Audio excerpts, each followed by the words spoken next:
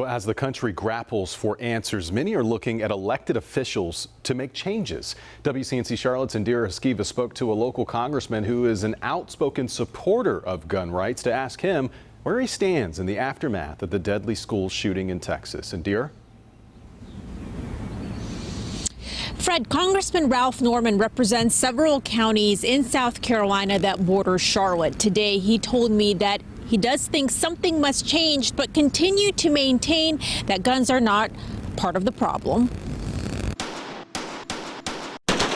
Guns don't shoot by themselves. It's the people. We've got to address the mental illness. We've got to address the, the family situation, all of what I mentioned. Now, your question, should they be able to buy an assault rifle? Well, there's a lot of guns you can buy with a lot of magazines that are the same as an assault rifle. Instead, Norman points to mental health and having more security at schools as solutions, though he says he would be hesitant to fund either at the federal level because of the country's debts. Based on Norman's views alone, it's clear that a path forward for Democrats for gun control will be anything but straight and narrow. What about universal background checks? Where do you stand on those? Depends on what's involved with it. They do an extensive background check now. You feel like the background checks we have now are enough? And unless somebody's got a better idea, show me where that is. That's what I would tell anybody, any committee, in Congress, anywhere.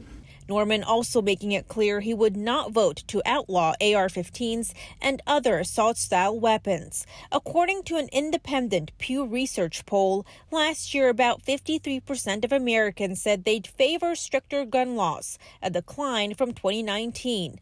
32% said gun laws are about right, and 14% saying they should be less strict.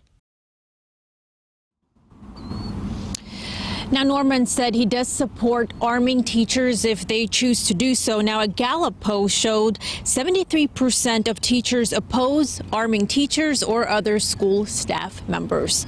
In South Carolina, Indira Eskieva, WCNC Charlotte. All right, Indira, thank you. Tonight, Lester Holt will anchor a special edition of NBC Nightly News from Uvalde, Texas. You can watch that starting at 6:30 right here on WCNC Charlotte.